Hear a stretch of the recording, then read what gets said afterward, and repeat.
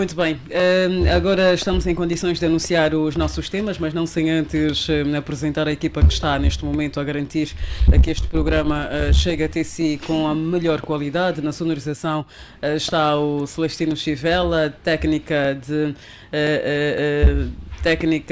de Artur.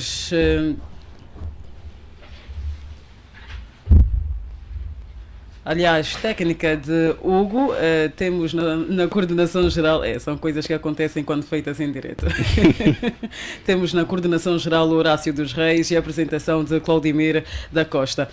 Agora sim estamos em condições de avançarmos a lista dos temas selecionados para esta edição do Prova dos Factos. Para hoje temos como temas: Dia da Paz e Reconciliação Nacional. País assinalou na quinta-feira 22 anos do calar das armas. Caso 500 milhões de dólares. Tribunal Constitucional arrasa a decisão do Supremo por violar princípios da legalidade. Tribunal Constitucional chumba recurso extraordinário de revisão para legalização do para já servir Angola. Quarto tema: centrais sindicais e governo voltam a falhar acordo para fim da greve interpolada. Por fim, primeiro encontro nacional dos angolanos residentes na diáspora provoca buraco aos cofres do Estado. Vamos então, sem mais demora, começar por olhar já para o primeiro tema: Dia da Paz e Reconciliação Nacional. O país assinalou na quinta-feira passada 22 anos do calar definitivo das armas. Foram assinados a 4 de abril de 2002 os acordos de paz entre o governo do MPLA, Movimento Popular de Libertação de Angola, e a UNITA, União Nacional para a Independência Total de Angola, marcando assim o início do processo de reconciliação nacional. Luambo foi a província escolhida para as comemorações do Dia da Paz, cujo lema foi 4 de Abril, juntos pelo crescimento inclusivo do país, mas foi cá, em Luanda, onde foi inaugurada, neste caso, uma importante infraestrutura, se assim podemos considerar. O Presidente da República, João Lourenço, procedeu à inauguração aqui na capital do Hospital Militar Principal, Instituto Superior. E eu começo já por perguntar, se calhar vamos começar pelo Dr. Gilson Saluce. Esperamos quase sempre por essas datas para a inauguração de algumas infraestruturas, porque será uma forma de, se calhar, justificar ao povo de que alguma coisa está a ser feita.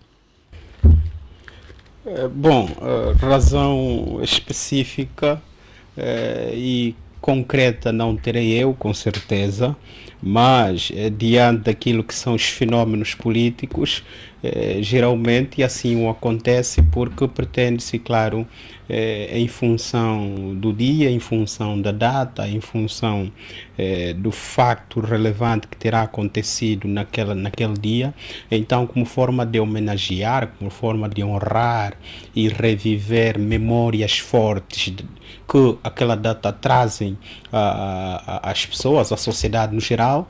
Daí é que muitas vezes tem sido vivido, claro, com inaugurações e com certeza no dia 4 não foi diferente. O Presidente da República inaugurou o Hospital Militar, que também agora passa a ser o Instituto Superior. Portanto, são atos que dizem respeito à ação política e, claro, é uma forma também de descontar um cheque do ponto de vista político por parte daqueles que exercem a governação, mas para todos os efeitos, portanto, nós vivemos o 4 de abril não de forma diferente, né? Já é um habitué, vivemos-lo de uma forma não tanto quanto aquilo que foi o lema, que propôs ser inclusão, mas nunca tivemos a oportunidade de ver esse dia com uma certa inclusão, no sentido em que se tenha uma comemoração em que todas as partes contundentes, todas as partes envolventes no processo de paz, claro, se sentassem à mesma mesa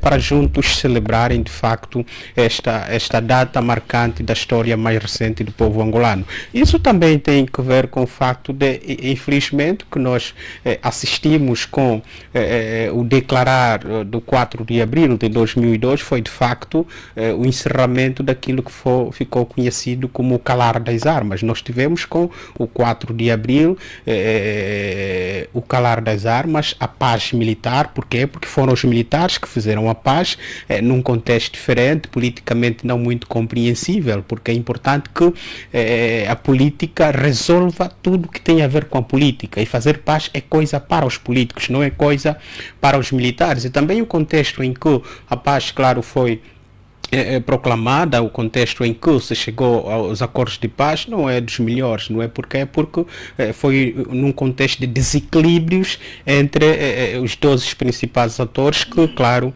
estavam envolvidos no conflito armado. Daí é que essa paz não é uma paz dócil, né? Não é uma paz que promova de facto a harmonia, não é uma paz que, do ponto de vista da compreensão etimológica da expressão paz, que é usurpada do latim pax, que também advém da expressão pacem belli, que era no sentido em que os latinos compreendiam a paz como a ausência de violência, a ausência de guerra, fim da violência, fim da agressão.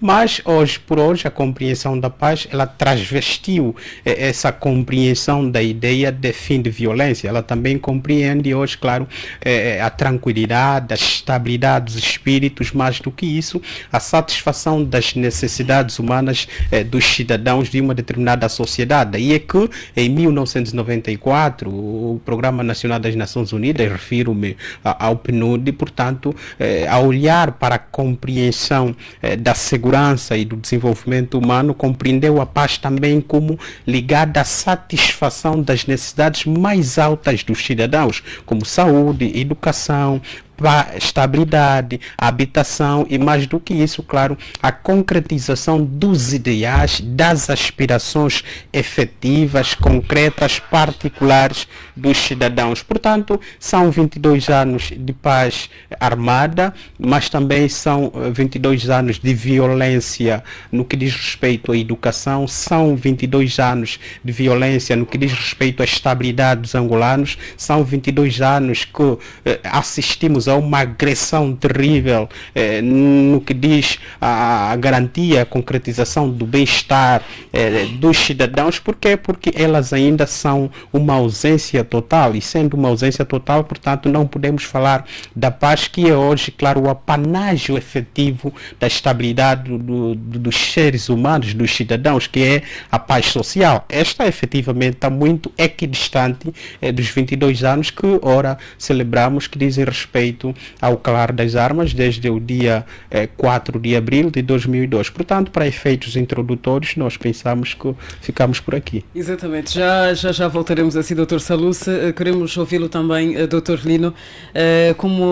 Qual é o olhar que faz a estes 22 anos de paz? Podemos afirmar que, passadas mais de 2 décadas, temos um Estado democrático e de direito. Quais são os ganhos que, a seu ver, justificam os 22 anos de paz que Angola vive? Bom, muito bem, Claudinei Costa. Respondendo à sua questão, mas antes gostava de fazer compreender o seguinte. Quando falamos de paz, conforme o colega do painel avançou, que é a ausência de guerra, ou a ausência de conflito ou calar das armas. Mas há um contexto muito mais atualizado sobre o conceito de paz, ou seja, abrange para além daquilo que é o calar das armas. Isto incorpora o bem-estar social, ou seja, o desenvolvimento harmonioso entre os indivíduos numa determinada sociedade. Ou seja, a paz está totalmente associada àquilo que nós chamamos a ataraxia, ou seja, a imperturbabilidade do corpo e da alma, o bem-estar emocional, digamos também o bem-estar psicológico dos cidadãos, porque isto é que efetivamente é um ganho. Mais do que o calar das armas, é necessário olhar a esse grande aspecto, isso porque hoje em dia o conceito de paz já tem uma abrangência muito ampla que contempla esses elementos todos. Bom, mas de qualquer forma não deixa de ser um ganho, porque sabemos que com a paz encontramos pelo menos aquilo que é a estabilidade para conseguirmos executar determinadas atividades de forma livre, sem qualquer, digamos assim, impedimento como antes ocorria, né, através da guerra. E nós sabemos que Angola mergulhou, digamos assim, 27 anos de uma guerra civil, que não foi algo muito fácil e foi doloroso, muitos estragos isso foi causando e trouxe muitos problemas, desestruturou as famílias, como também destruiu o próprio país naquilo que era o ponto de vista de tendência de desenvolvimento. Mas ainda assim não pode servir de fundamento para excluirmos ou eximirmos assim a responsabilidade atual de quem poderia se calhar fazer mais para o bem de todos os cidadãos. Não houve o real aproveitamento dos 22 anos? Acredito que o real aproveitamento não houve, devo assim afirmar. Por quê? Porque em 22 anos, se bem que muitos têm a opinião que em 22 anos não é possível fazer quase tudo aquilo que contempla a satisfação dos cidadãos, mas eu percebo... O que é que o Dr. Lino defende? É possível ou não? Eu defendo que em 22 anos é possível termos, pelo menos naquilo que é a projeção de um conceito verdadeiro de paz, né, para a construção de um verdadeiro Estado democrático de direito, em 22 anos é sim possível. Por quê? Porque nós, apesar de sermos um país que em democracia somos totalmente recentes, que é a partir de 91 que isto foi implementado, mas com o ganho da paz também calou-se as armas e isso cedeu oportunidade e meios, digamos, porque Angola na altura, e como é também do conhecimento de todos, que é um país totalmente rico, cheio de muitos recursos, e o desenvolvimento populacional vem agora crescendo, mas na altura nós tínhamos pelo menos determinadas balizas para traçarmos um desenvolvimento muito mais sustentável do que o que nós atualmente temos a acompanhar. Isto porquê? Porque conseguimos notar ainda famílias que reclamam só pela paz emocional. Quando eu digo a paz emocional, há muitas famílias não estão bem, porque não têm como, se calhar, sobreviver em função disto. E quando se diz estamos em paz, é necessário que todas as pessoas tirem proveito disto, né? Então, quando não há, é porque ainda temos muito que fazer. Por isso que eu disse no princípio, não basta o calar das armas. Doutor Lino, assim para concluirmos em relação à questão que lhe fiz em instantes, temos ganhos ou não a assinalar?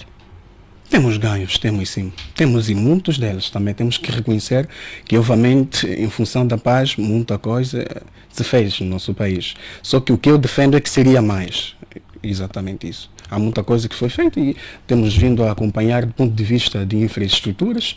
Temos muitas delas que foram edificadas. Aliás, constatamos também que no período da guerra muita coisa foi destruída e que atualmente toda não, em parte, algumas coisas vão sendo erguidas e eu só entendo que seria mais, porque em 22 anos é um tempo suficiente para termos uma Angola que todos nós sonhamos.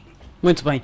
Obrigada por este ponto inicial. Passamos agora a palavra ao Dr. Manuel Cangundo, também para sabermos qual é a sua opinião sobre os 22 anos de paz que Angola comemorou no passado dia 4, o Memorando de Entendimento de Luena, também conhecido como o Acordo de Luena, cidade onde o acordo foi assinado, na província do Mochico, prevê a implementação do cessar-fogo através do desarmamento, assim que está correto, aquartelamento e desmobilização das forças militares da UNITA, a integração dos oficiais de maior patente nas Forças Armadas e Polícia Nacional e uma lei de amnistia geral para todos os crimes cometidos durante o conflito.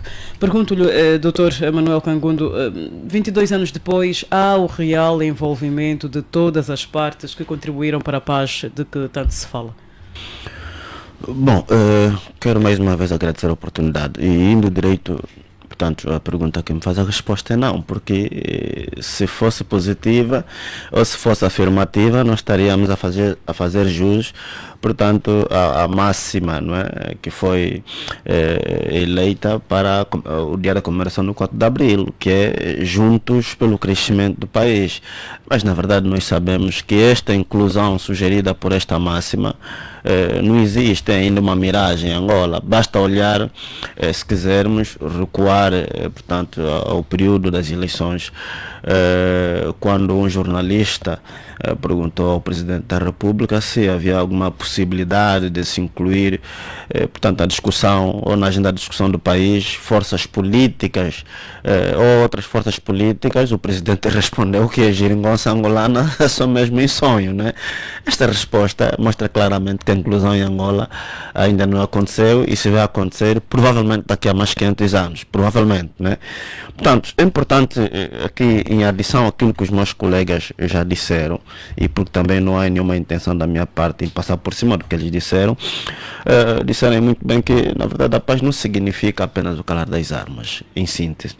Portanto, há aqui pensamentos trazidos por alguns académicos, sobretudo de origem brasileira, e aqui cito entre eles o Dr. Marcos Allan, que faz uma inferência muito brilhante, porque a par, portanto, da ausência da guerra como tal, é importante que se incorpore elementos positivos que vão culminar no acesso à justiça e o bem-estar social, bem como equanimidade, não é?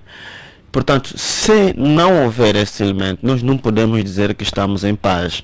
Na mesma senda, Immanuel Kant, quando propôs o seu projeto de paz perpétua, dividiu o seu projeto em dois momentos. No primeiro momento elencou, portanto, um artigo que ele considerou o artigo de ações preliminares, cujo objetivo era ou consistia na criação de condições que culminassem, portanto, na cessação desses conflitos bélicos ou das hostilidades.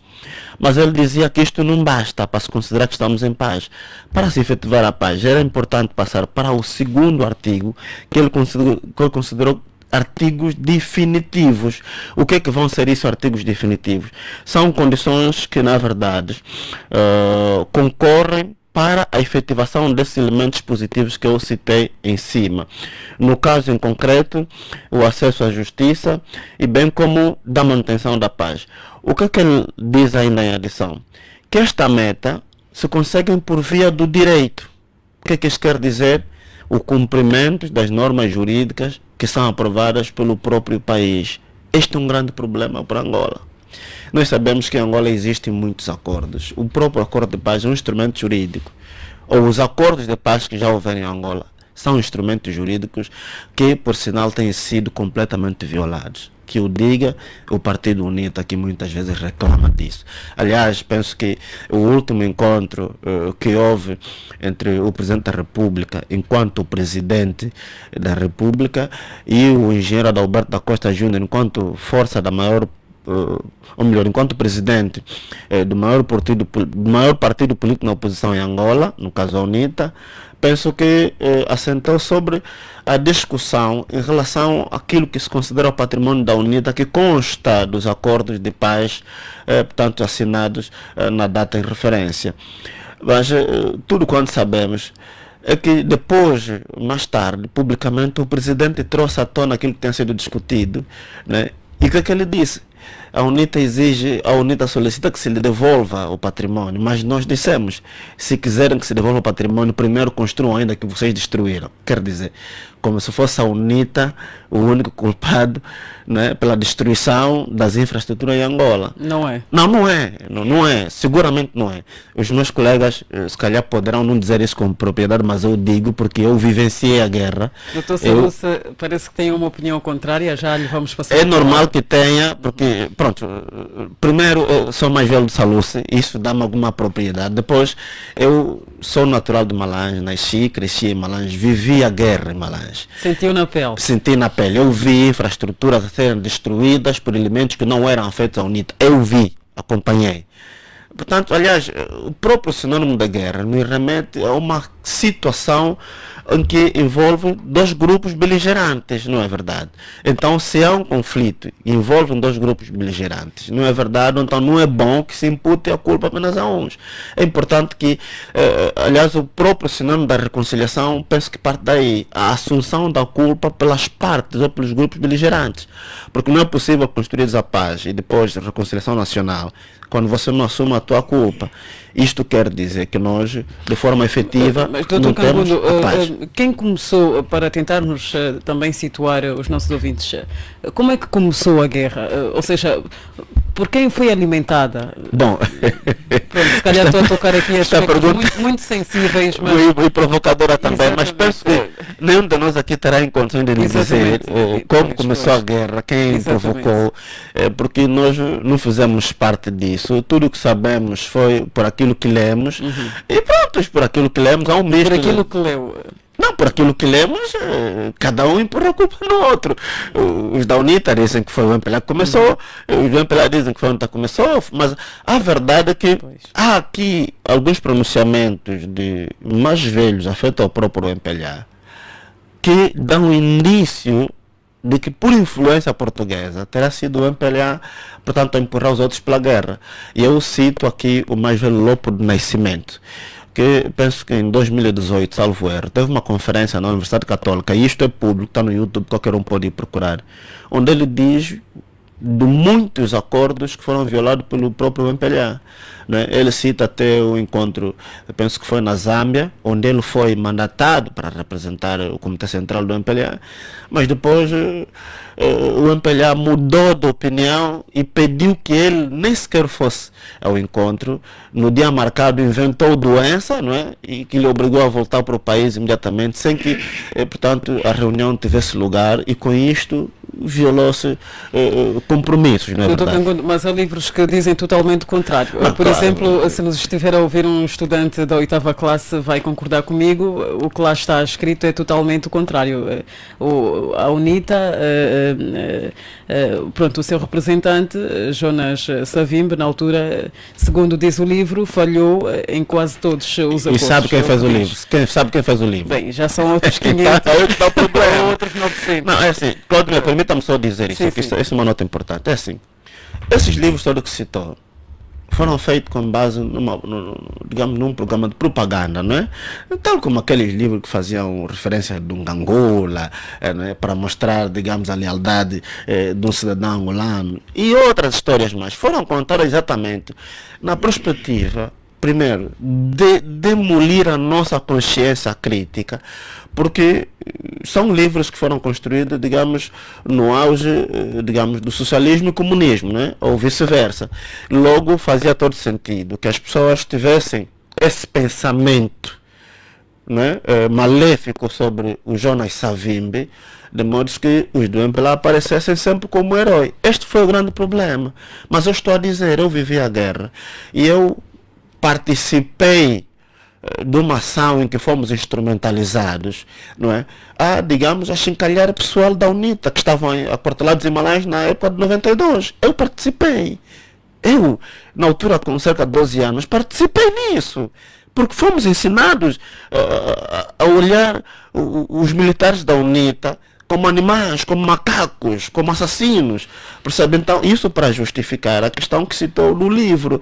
Isto não é... Eu dizia livro da corresponde à 8ª, mas pronto, 11ª... Exatamente. Não, são muitos livros, são muitos livros. Então, isto não justifica. Agora, isto que eu citei, né? Digamos, faz referência a uma matéria que está registrada, e se quiserem, vocês como jornalistas vão, entrevistem, mas o Lopo Nascimento, ele está aí e vai-vos contar. Quer dizer, eu estou a falar de Maivelo Lopo Nascimento, que é um militante acérrimo e faz parte das estruturas centrais do MPLA.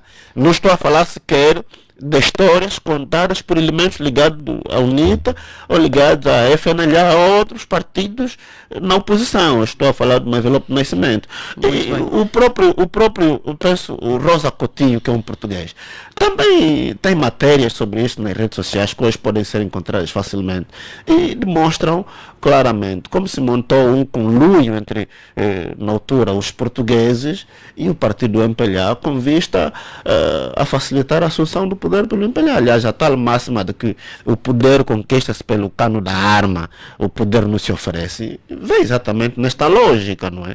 Por isso fazia todo sentido que se construíssem narrativas com vista a diabolizar Jonas Savimbi, e porque naquela altura, reza a própria história, a FNLA e depois a UNITA tinham muito mais aceitação pelo povo do que o próprio MPLA.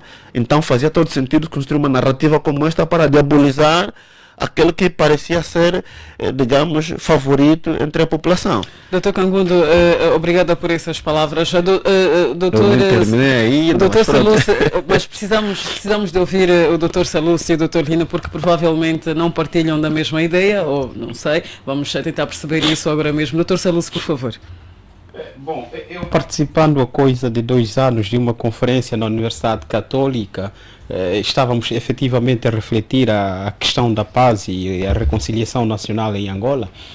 Fiquei, claro, muito entusiasmado com uma expressão utilizada por um professor filósofo que, claro, corroborou comigo. Porque era a compreensão que eu sempre tive do nosso conflito armado e de vários outros conflitos que, claro, foram congruentes às circunstâncias, ao contexto em que a nossa guerra foi despoletada.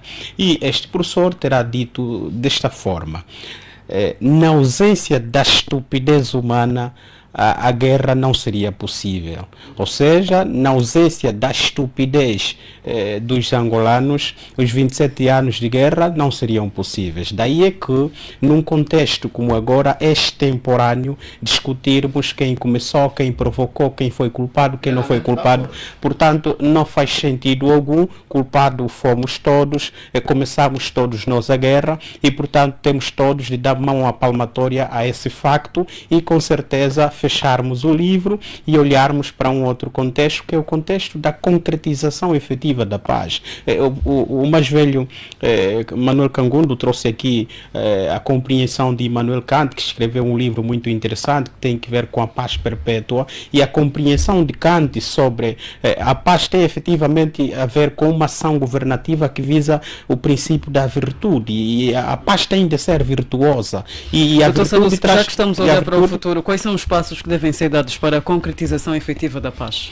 Eu não sei se posso falar de passos, uma vez que não há vontade política para transformar a reconciliação nacional numa realidade. Paz temos, foi das maiores conquistas que nós conseguimos, mas é bom que as pessoas compreendam que a nossa paz limitou-se efetivamente no calar das armas. Se nós olharmos para o nosso texto constitucional, a paz vai efetivamente para lá do calar das armas, vai efetivamente para além da compreensão bélica entre os contendores. A paz tem a ver com a harmonia.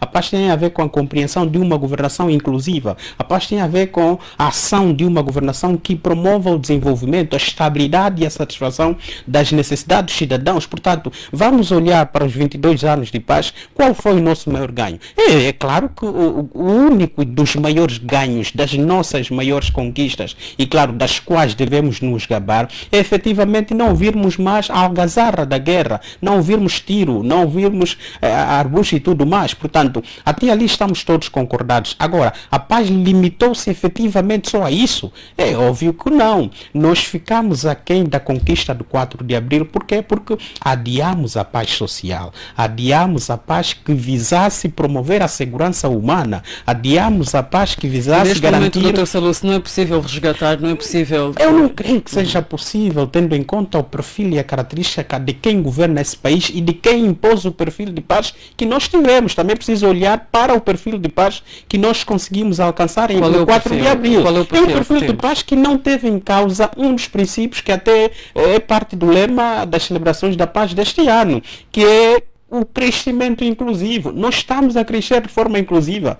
Portanto, quando se definem políticas públicas, há aqui o sentimento da inclusão, quer de atores sociais, quer de atores da sociedade civil, quer de partidos políticos na oposição. Portanto, a lei que é concebida em Angola corporiza os ideais, portanto, de toda uma nação, de todo um conjunto de cidadãos que fazem parte desse país, que são efetivamente os soberanos legítimos do poder, na compreensão efetivamente de Jean-Jacques Rousseau, na compreensão de Immanuel Kant, que vai dizer que não é possível pensar numa lei que não tenha em conta as grandes aspirações dos cidadãos. Portanto, se a paz não refletir isso, efetivamente que nós adiamos a reconciliação nacional, que foi um dos propósitos também da consagração da paz em 2004. Portanto, nós temos a Constituição, e ela é muito clara, por exemplo, no artigo 111, onde diz que a República de Angola é uma nação de vocação para a paz e o progresso, sendo um dever do Estado e um direito e responsabilidade de todos garantir responsabilidade de todos garantir, com respeito pela Constituição e pela lei, bem como pelas convenções internacionais, a paz e a segurança nacional. Portanto, sem desenvolvimento você não pode falar de segurança nacional. Com fome, com indigência, com pobreza, com miséria, você não pode falar de segurança nacional. E se você não pode falar de segurança nacional nestas circunstâncias, efetivamente você não pode falar de paz. Você pode efetivamente falar pura e simplesmente de calar das armas. Portanto, a paz, se não assegurar as condições necessárias para a estabilidade e o desenvolvimento do país, não é paz. E mais agora, claro que nós estamos com esse calcanhar de Aquiles, que é efetivamente a consagração da estabilidade, da promoção do bem-estar dos cidadãos, que é até uma das tarefas fundamentais do Estado. Portanto, a nossa paz foi uma paz que nos permitiu o fim do som das armas, mas é uma paz que adiou a estabilidade, quer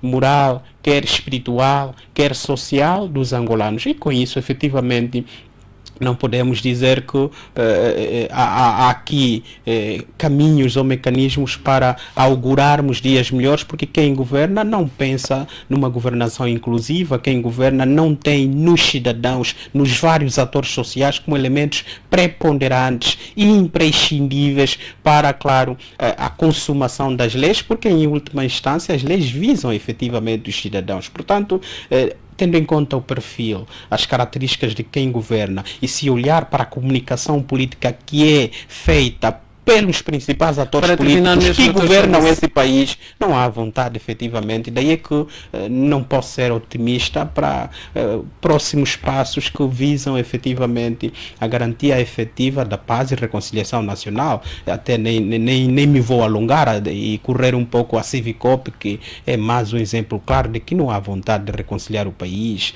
é mais um exemplo claro de que não há vontade de fazer da paz uma conquista efetiva e social de todos os angolanos. Muito bem, para aproveitarmos o nosso tempo, Dr. Lino, em 2 minutos, as suas últimas palavras, aliás, relativamente a este primeiro tema que tem a ver com os 22 anos de paz. Certamente. Eu inicialmente gostava de recuar um pouquinho, já que está-se a olhar para o futuro, mas eu queria concordar com um colega quando diz que não devemos olhar para os culpados, e isso já foi bem claro, queria apenas reforçar. Mas é necessário termos em conta um aspecto fundamental. É necessário também chamarmos a atenção a todos os angolanos, principalmente os líderes políticos, né, que abandonassem este sentimento de ódio que carregam em função do trauma que a própria guerra causou. É isto que até o momento vem causar problemas sérios de não termos, digamos assim, um reconhecimento da grande paz que Angola efetivamente sempre esperou. Então, eu digo que, tendo em conta esse aspecto, é necessário trabalharmos mais, principalmente no pensar para frente, né? Vermos daqui a alguns anos mais o que é que se pensa para Angola, mas é necessário que essas lutas entre as partes cessem. Por exemplo, há discursos que temos vindo a acompanhar que não são bons. Um presidente da República, por exemplo, não pode preferir discursos nas suas intervenções políticas que visam recordar os traumas da guerra. Tudo isto logo dá-nos a entender que ainda não temos uma paz sólida. Então é necessário investirmos mais nesse aspecto. Muito bem. Quanto ao primeiro tema, que tem a ver com a paz, já estamos arrumados. Vamos seguir então com o segundo tema, porque peço-lhe desculpas, Dr. Canguno, senão não vamos conseguir abordar os demais temas selecionados para esta edição do Prova dos Factos. O tempo não está a nosso favor, aliás, nunca esteve. Então, pronto, vamos aqui então fazer uma melhor distribuição do tempo quanto à abordagem dos demais temas para tentarmos ser justos. Vamos tentar fazer este exercício. Olhamos então para o segundo tema, tem a ver com o caso 500 milhões de dólares. Tribunal Constitucional arrasa a decisão do Supremo por violar princípios da legalidade. O plenário dos juízes do Tribunal Constitucional declarou inconstitucional o acordo acórdão do Tribunal Supremo que condenou, dentre outros, Walter Felipe, ex-governador do Banco Nacional de Angola, e José Filomeno dos Santos Zeno, no âmbito do chamado caso 500 milhões de dólares desviados dos cofres do Estado do Banco Nacional de Angola, se quisermos. O acórdão do Tribunal Constitucional número 883/2024, que recaiu sobre o processo número 1013-C/2022, põe fim a uma longa disputa judicial iniciada a 14 de agosto de 2020, altura em que o Tribunal Supremo condenou em primeira instância Walter Felipe, antigo governador do Banco Nacional de Angola, a 8 anos de prisão efetiva, e José Filomeno dos Santos, antigo presidente do Fundo Soberano de Angola, a 5 anos. Dr. Kangondo, já que está a reclamar, vamos começar por si. Ajude-nos, por favor, a desconstruir essas palavras em termos mais simples. O que é que realmente aconteceu?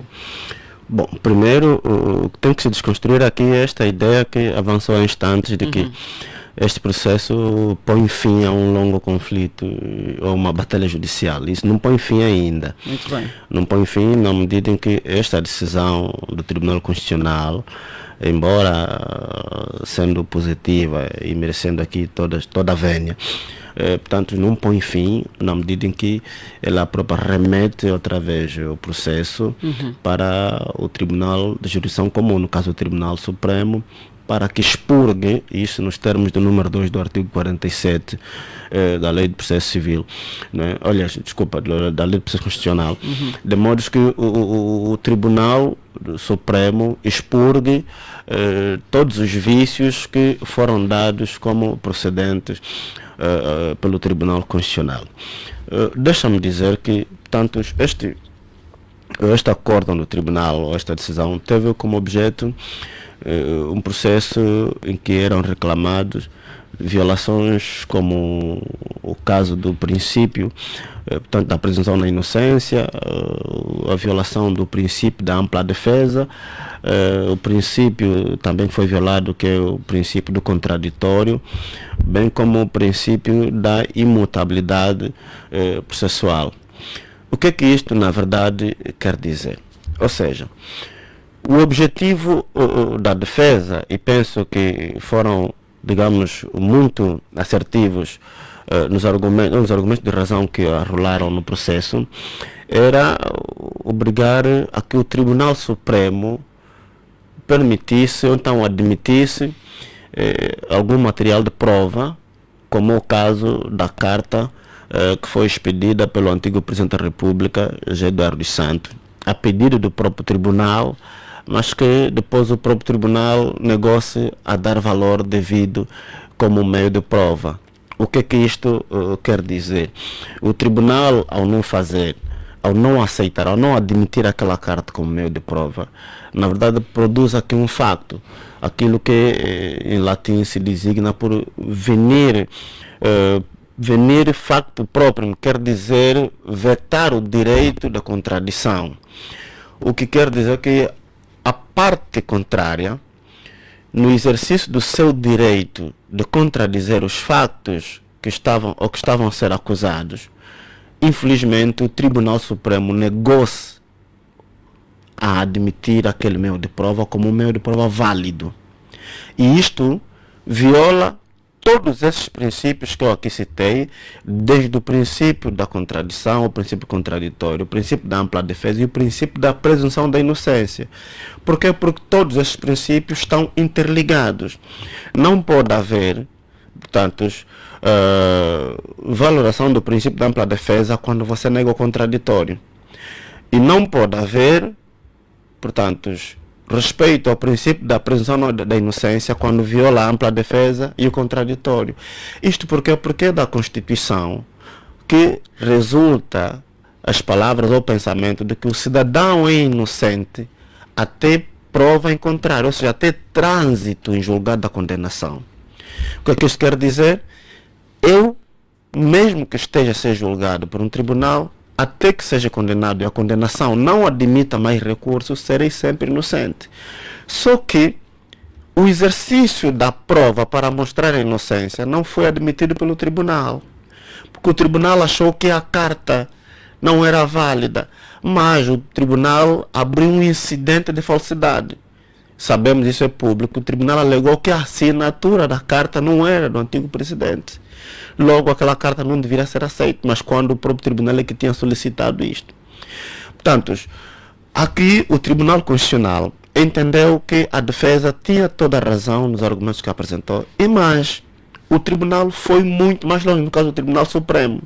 O Tribunal Supremo, no ato de zerar o despacho, sentença, aparece com um facto ex novo. Qual é o facto? Um crime que na verdade não constava na acusação.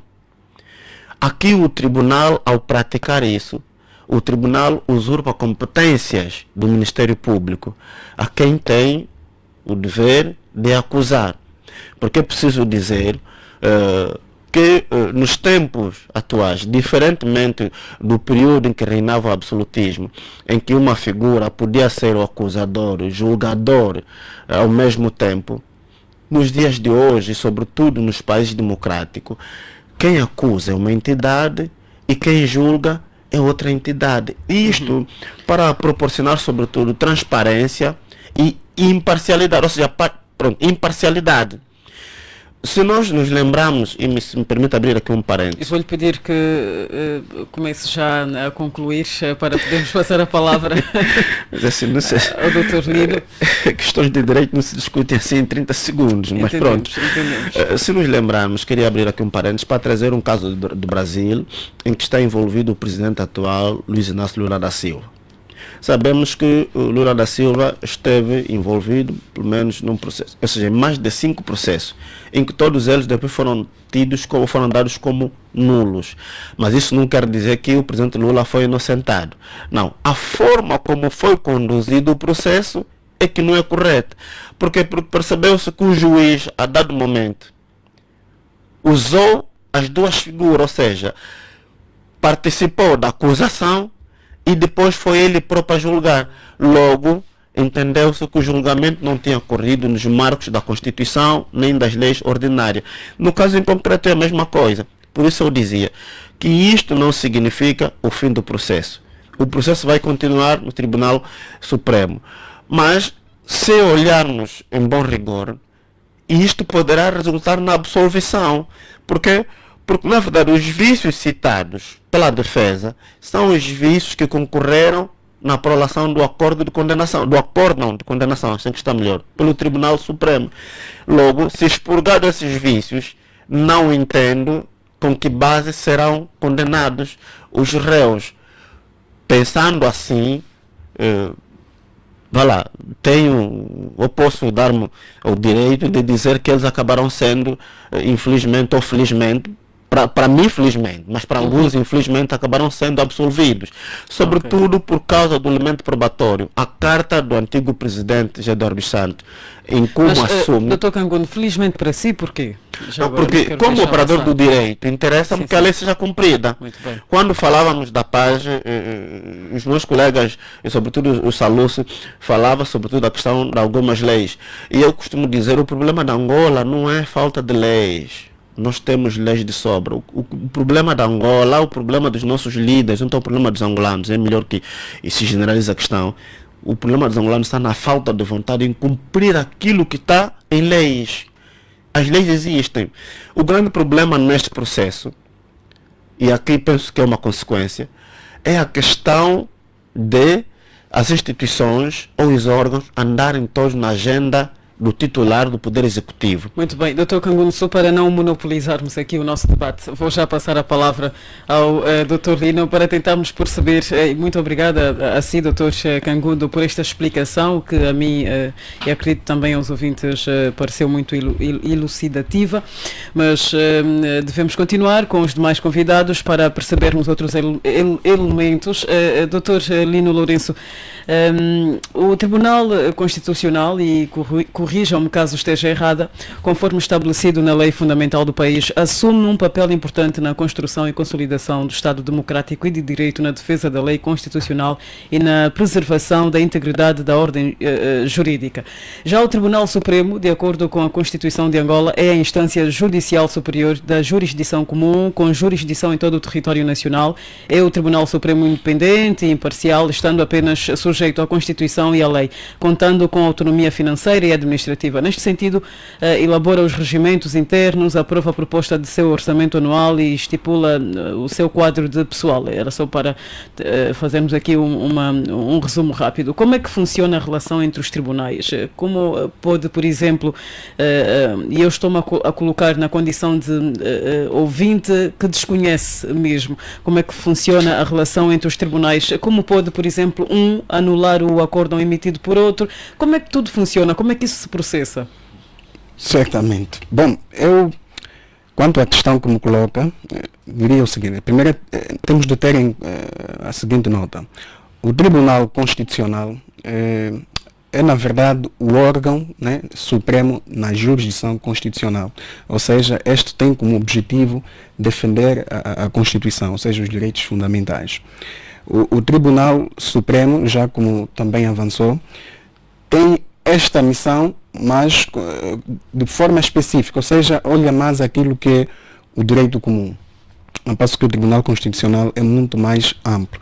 Daí que nós conseguimos constatar que, do ponto de vista de surgimento, primeiro existiu o Tribunal Supremo, o Tribunal Constitucional funcionava numa das salas do Tribunal Supremo, e que depois, com a tendência da evolução e seguirmos também aquilo que é o desenvolvimento do direito, houve essa necessidade de, pelo menos em 2008, institucionalizar-se o Tribunal Constitucional como um tribunal especial. Logo, este tem a competência e tem a sua jurisdição totalmente separada do Tribunal Supremo. Não está acima do Tribunal Supremo.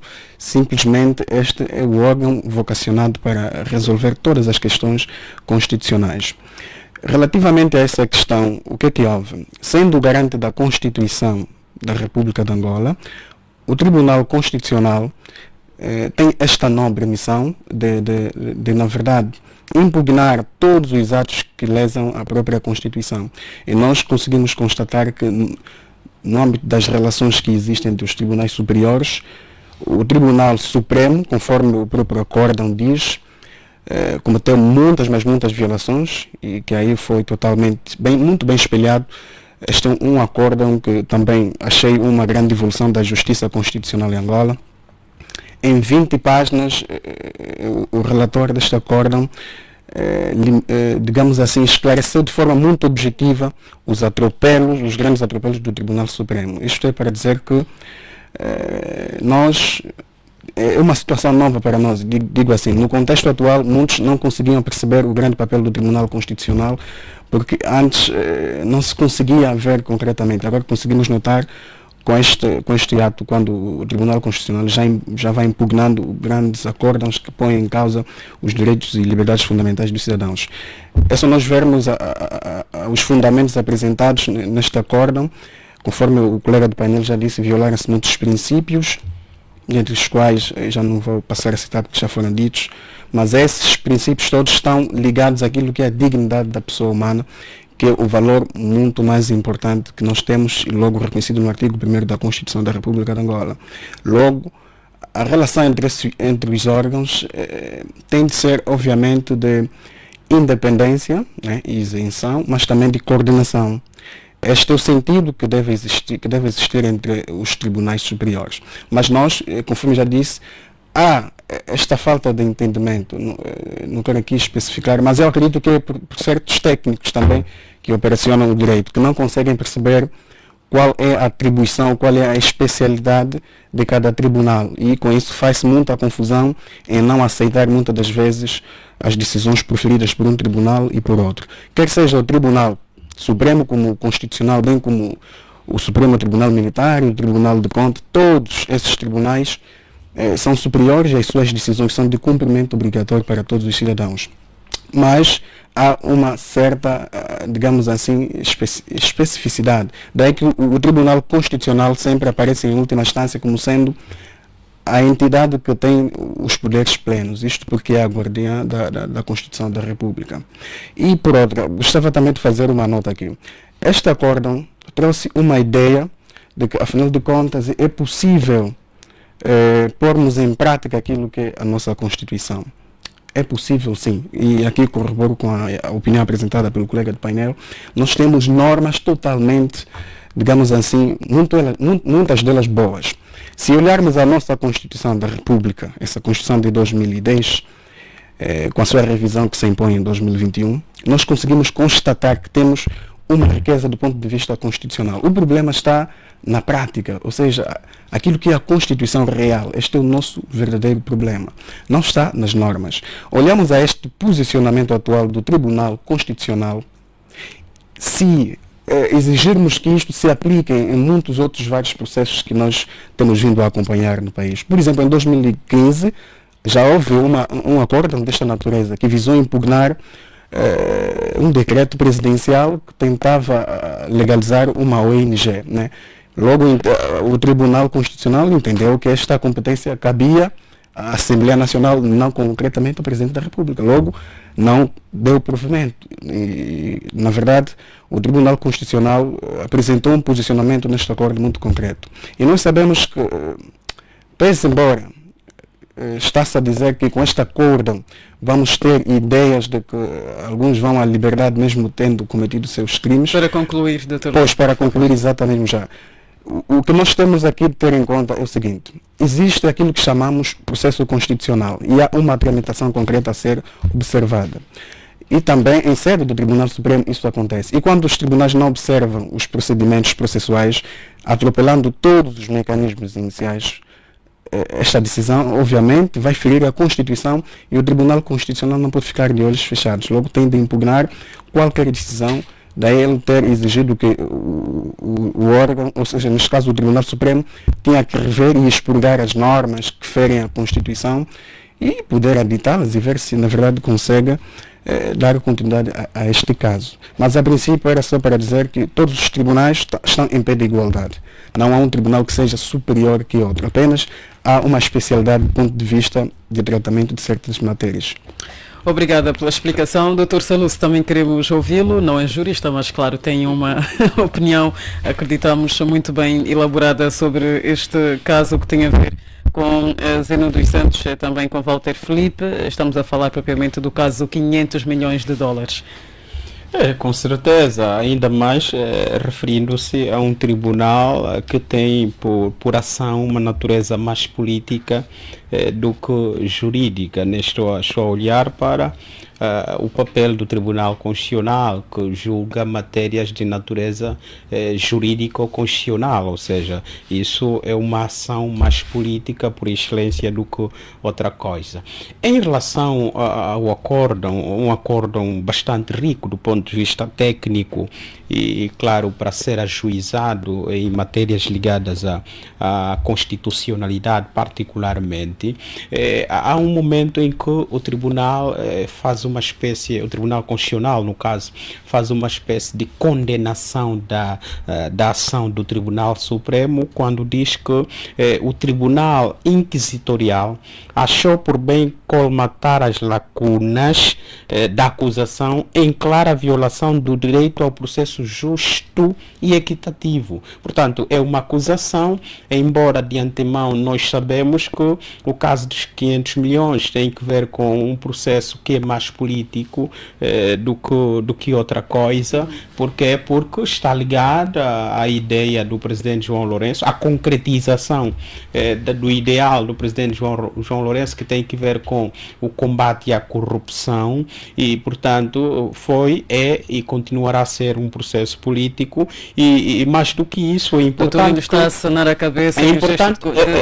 Não, todos sabemos que é um processo de natureza política. É só vermos os meandros nos quais os processos foram conduzidos. Portanto, o Dr. Manuel Canguno já fez menção aqui. Houve, por exemplo, a carta rogatória do presidente José Eduardo Santos, que não foi tida nem achada. Mas, portanto, as declarações do Axé Mangueira, que na altura era ministro das Finanças, foram tidas e achadas, até vergadas nos autos do processo. Portanto, e mais do que isso, o próprio presidente José Eduardo Santos estava disponível para fazer uma declaração pública, ou seja, para responder, como, por exemplo, houve na altura um juiz que terá participado de uma das audiências por via virtual, ou seja, utilizando as ferramentas tecnológicas, e alegou-se que não se podia usar em relação ao presidente José Eduardo Santos, quando, na verdade, o presidente José Eduardo Santos, quando percebeu que a sua carta foi desconsiderada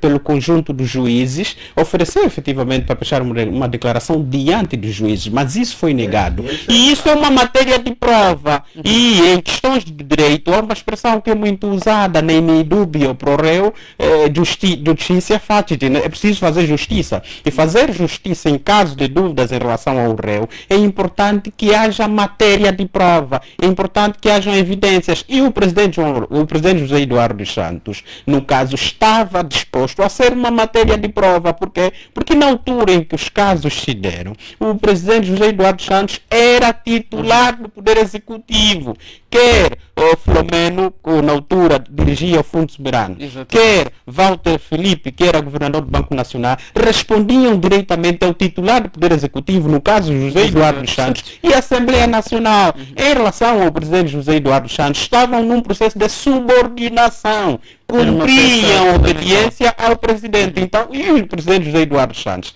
terá dito que foi em obediência à hierarquia, ao titular do Poder Executivo. Portanto, isso não foi tido como uma matéria de prova a ser utilizada no processo. Portanto, daí é que o Tribunal Constitucional, claro, agiu perfeitamente bem do ponto de vista da reserva, salvaguarda e concretização da Constituição da República, porque é importante que o Tribunal seja independente, é importante que o Tribunal seja imparcial, é importante que o Tribunal, antes de mais, sendo um tribunal de natureza política, claro, que exija em termos de legalidade que se cumpra nada mais a lei. E mais do que isso, é importante que a Constituição seja respeitada por qualquer um. E o processo, no seu desenrolar, obviamente que foi eivado de vícios que punham em causa a legalidade, a imparcialidade, a independência da ação,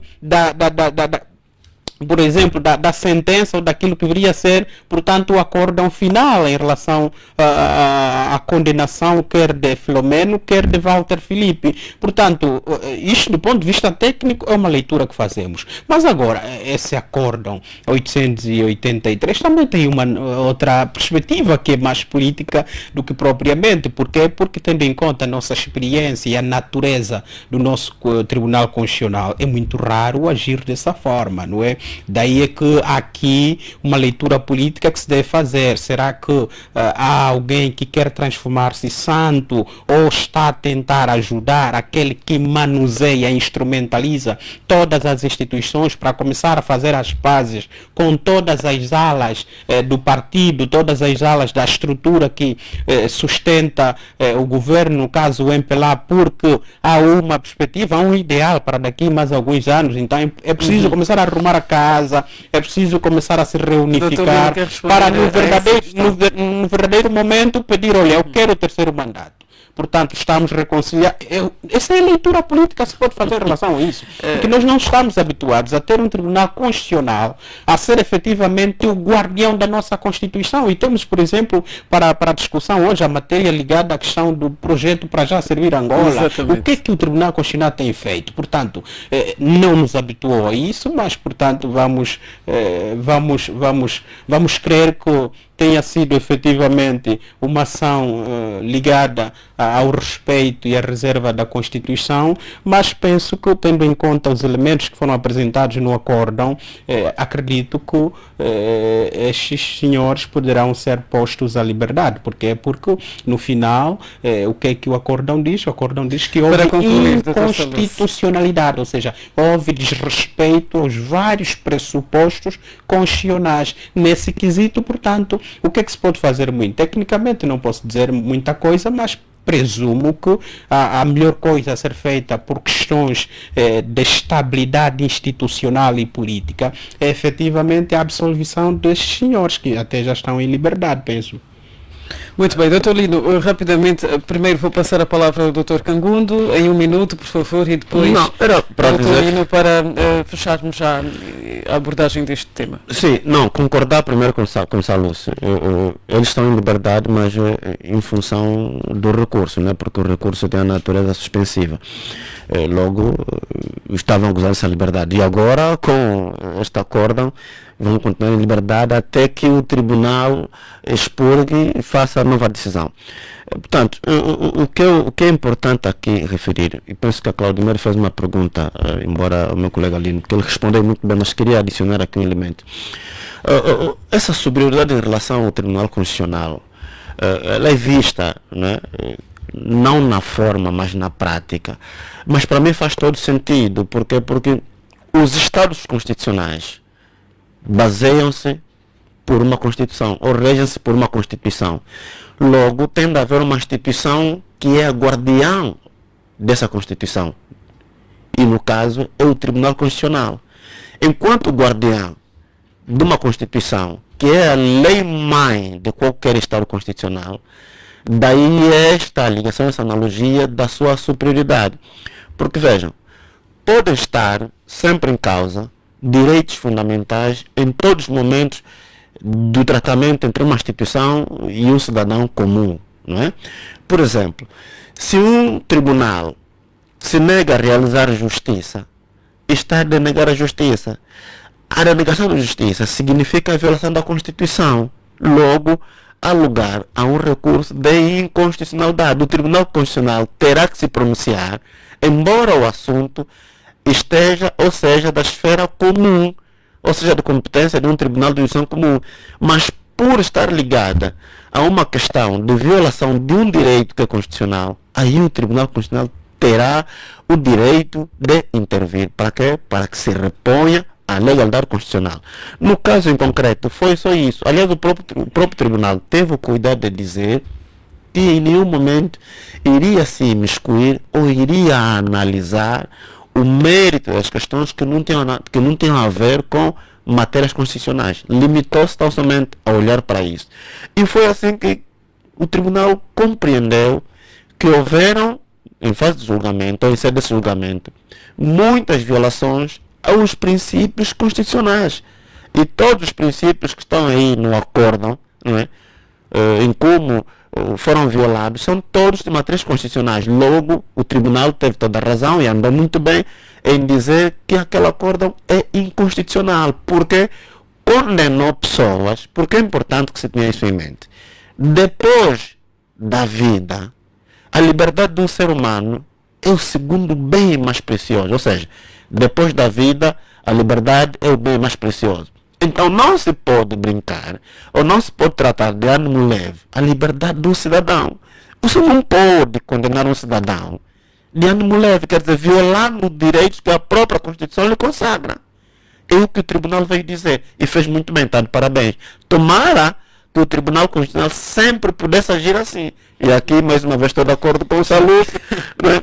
Parece estar aqui, digamos, embora, se calhar, nos bastidores, mas parece estar aqui implícito alguns interesses, inconfessos, que no momento não conseguimos vislumbrar, porque não estamos habituados a isto, não é verdade? Dr. Lino. Pois, eu queria apenas discordar com uma parte que o colega aqui, Sulusso, disse, né, o Dr. Sulusso, quando dizia que é um processo plenamente político, né? Não é. Ou seja, não concordo porque o processo não tem uma natureza jurídica. O problema está onde? O problema está na materialização, né, do direito. Esse sempre tem sido o problema em Angola. Isto por quê? Porque nós estamos acostumados a termos decisões a serem proferidas por juízes presidentes que são nomeados pelo próprio presidente também da República, que é uma grande inércia que também se encontra na nossa Constituição. E quando fala, por exemplo, da não aceitação digamos assim, da carta do antigo presidente da República, José Eduardo dos Santos, porque este foi prejudicado desde o princípio do processo, ainda quando esteve com o Ministério Público, não lhe foi concedida esta oportunidade de ser ouvido em declarações. Logo, violou-se aí drasticamente o direito à defesa, o direito do contraditório, viola-se também aquilo que é o princípio da legalidade. Mas é necessário termos em conta que, pese embora estas entidades que geriam o Fundo Soberano, bem como o governador do BNA, ser um órgão unipessoal que responde diretamente ao Presidente da República, não exime a responsabilidade, ou seja, não exclui também a possibilidade de serem responsabilizados criminalmente por terem cumprido ou terem acatado uma ordem sem ter questioná-la. Por que eu digo isto? Nós, em Angola, discute-se uma problemática muito séria, do ponto de vista de cumprimento de ordens superiores. E este é um problema muito sério. É a natureza política que ele dizia. Pois, mas não é neste sentido. Por que é que eu não concordo? O sentido que ele traz é este. Eu defendo uma opinião contrária. Por quê? Se nós olharmos a isto, vamos dar razão, por exemplo, ao Supremo pelos atropelos todos aí apresentados. Não é por aí. Sim. Não é por aí. Pois, quando eu digo que eu não tenho natureza política... São parentes, não é por aí. Peço desculpas. Não é uma questão de dar-me razão ao Tribunal Supremo. O que o Salus quis dizer é que essas violações não aconteceram de forma gratuita. Não. Sim, é como eu disse, essas violações tiveram lugar porque, na verdade, este tribunal agiu motivando-se politicamente, porque o Presidente da República que veio a público dizer que queria combater a corrupção, e naquele momento as pessoas só queriam olhar para o Presidente, queriam obedecê-lo. Claro, o comportamento que eles tiveram configura violações à lei, mas o que o Salus está a dizer é isso: eles violaram a lei porque, na verdade, estiveram mais atentos, mais interessados em obedecer o interesse de um político do que propriamente cumprir a sua missão como operadores do direito. Isso é isso que aconteceu. Pois, eu concordo em parte, mas o que eu queria frisar é para nós termos uma ideia. Permita-me só para concluir, pois, senão não vamos conseguir. Era só para termos a seguinte ideia. A não admissão da carta do antigo chefe de Estado não poderia excluir a responsabilidade deles. Isto ocorreu porque agora o processo teve os vícios todos que tiveram e agora há esta necessidade de... Isso agora é interessante, nós queremos discutir isso. Como não? Não. Como não? Não excluiria a responsabilidade. O que o Tribunal Constitucional fundamentou na sua decisão, seria necessário que o Tribunal Supremo admitisse essas provas. Não, porque não compete ao Tribunal Constitucional dizer que isto logo significaria a absolvição do réu. Não compete. Aliás, por uma questão de ética mesmo. Não, o Tribunal Constitucional está a dizer aqui, eu penso que este é o entendimento que todos tiveram, tá? Certo. Por quê? Porque o doutor, e também o doutor colaborou neste sentido, quando disse, eles respondem diretamente ao Presidente da República. Certo. Obviamente sim, porque nos termos do artigo 120 da Constituição, é esta a configuração que nós temos, porque o Presidente da República é o chefe único, digamos assim, que gera os dinheiros públicos, quando não deveria também ser. Mas, o que eu quero aqui defender é o problema do cumprimento das ordens superiores. Se nós obtermos sempre o refúgio de uma fundamentação política, não conseguimos desfazer aquilo que é o sentido da norma. Ou seja, o próprio direito é concretamente a dizer, é uma ordem ilegal, tu tens o direito de cumprir ou não cumprir. E não cumprindo fundamenta, por que razão não cumpre? Por quê? Porque está a ferir um determinado direito ou uma norma. Bem, como estamos num debate, certamente não vamos concordar não vamos concordar relativamente a determinadas questões. É normal que tal aconteça. Sim. Só não é normal que não consigamos abordar, ou não será normal se não conseguirmos, se calhar não é normal. Mas também Se não podia haver conseguimos- aqui, se calhar, especialidade em relação a... Porque há temas mais... Exatamente. mais relevantes em relação a outros, né? Infelizmente temos sido traídos pelo tempo. Vamos se calhar nas próximas edições a ver formas de... Mas temos de honrar também com a nossa programação, então começo já a descartar aqui a possibilidade de se calhar termos mais uns 30 minutos temas para a a seguir, abordagem dos pois. nossos temas. Vamos rapidamente olhar já para o terceiro. Neste caso tem a ver com o Tribunal Constitucional. Novamente vamos falar do Tribunal Constitucional, mas desta vez em relação ao chumbo que foi feito ao recurso extraordinário de revisão para legalização do para já a servir Angola. No Acórdão 878/2024, o Tribunal Constitucional nega provimento ao recurso e mantém o despacho recorrido. O Tribunal Constitucional rejeitou, em definitivo, é importante dizer, em 7 de dezembro de 2020, a legalização do Partido do Renascimento Angolano, Juntos por Angola, para já servir Angola, passa aqui o pleonasmo, por não suprir insuficiências e apresentar alegações ambíguas, remetendo nova tentativa para dali a 4 anos. O para já não baixou os braços e apresentou o seu recurso extraordinário de revisão para a legalidade. O conselheiro presidente, para tentarmos também esclarecer, o conselheiro presidente do Tribunal Constitucional, no seu despacho datado de abril de 2020, rejeitou a inscrição do para já servir Angola a partido político e cancelou o credenciamento da Comissão Instaladora. No seu despacho fundamentou a sua decisão com base a violação do artigo 17 da Constituição e o artigo 14 da Lei número 22/10, Lei dos Partidos Políticos, bem como as razões de facto, e citamos aqui algumas: não atingiu o mínimo legal de 7.500 assinaturas, não atingiu o mínimo de 150 assinaturas válidas em 5 províncias, há fichas desconformes com as assinaturas e cópias de bilhete ou de bilhetes, há fichas de menores entre 16 e 17 anos, respectivamente, atestados individuais e coletivos, aliás, de cidadãos que não subscreveram o projeto. Por seu lado, Chifuku Fuku, através dos seus mandatários, rebateu, em sede do recurso ao plenário do Tribunal Constitucional, com os seguintes argumentos, em síntese: a consideração de 25.405 assinaturas não conforme às disposições invocadas atenta contra a boa-fé. Há 7.500 assinaturas em conformidade com a lei. O cartório do Tribunal Constitucional não poderia atentar ao elemento da subjetividade dos cidadãos sem anexar a competente peritagem técnica.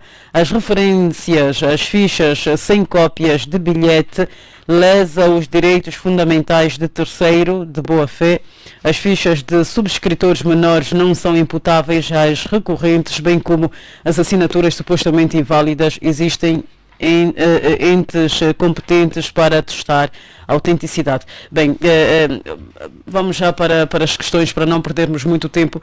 Onde está o problema, Dr. Kangondo? Posso começar por si? No Tribunal Constitucional ou no Chifuku Fuku, para sermos assim bem mais diretos? Má fé por parte do Tribunal. Repito, má fé por parte do Tribunal.